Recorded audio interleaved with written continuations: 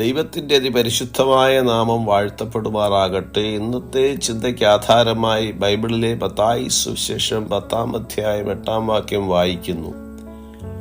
രോഗികളെ സൗഖ്യമാക്കുവിൻ, മരിച്ചവരെ ഉയർപ്പിക്കുവിൻ, കുഷ്ഠരോഗികളെ ശുദ്ധമാക്കുവിൻ, ഭൂതങ്ങളെ പുറത്താക്കുവിൻ. സൗജന്യമായി നിങ്ങൾക്ക് ലഭിച്ചു, സൗജന്യമായി കൊടുക്കുവിൻ. ക്രിസ്തുയേശുവിൽ ഏവർക്കും സ്നേഹവന്ദനം. സ്വർഗരാജ്യം സമീപിച്ചിരിക്കുന്നു എന്ന് ഘോഷിക്കുവാൻ തക്കവണ്ണം 12 ശിഷ്യന്മാരെ യേശുക്രിസ്തു അയക്കുന്നു.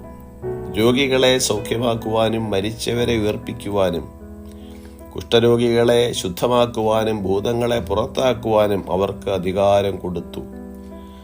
ശിഷ്യന്മാർക്ക് യേശു നിർദ്ദേശം നൽകുമ്പോൾ ഒഴിവാക്കേണ്ട സ്ഥലങ്ങളെക്കുറിച്ചും അവർ കൊണ്ടുപോകേണ്ടതും കൊണ്ടുപോകരുതാത്തതുമായ കാര്യങ്ങളെക്കുറിച്ചും വ്യക്തമായി പറയുന്നു.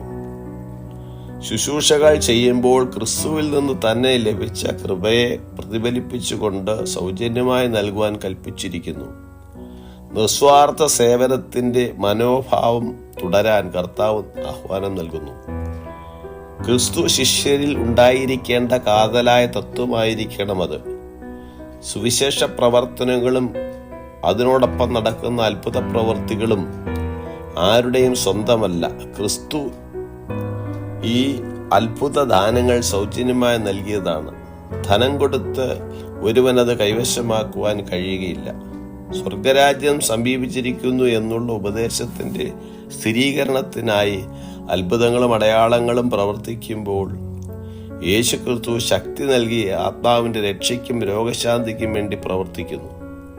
കർത്താവിന്റെ ശിഷ്യന്മാർ അതൊരു കൂലിപ്പണിയായി ചെയ്യാതിരിക്കുക. ശിഷ്യന്മാർ തങ്ങൾ ശുശ്രൂഷിക്കുന്ന വ്യക്തികളിലൂടെയും കുടുംബങ്ങളിലൂടെയും അവരുടെ ആവശ്യങ്ങൾ നിറവേറ്റപ്പെടുമെന്ന് പ്രതീക്ഷിക്കാമെങ്കിലും അവർ ഒരിക്കലും അവരുടെ ആവശ്യങ്ങൾ പ്രതിഫലമായി നിറവേറ്റണമെന്ന് ആവശ്യപ്പെടരുത്.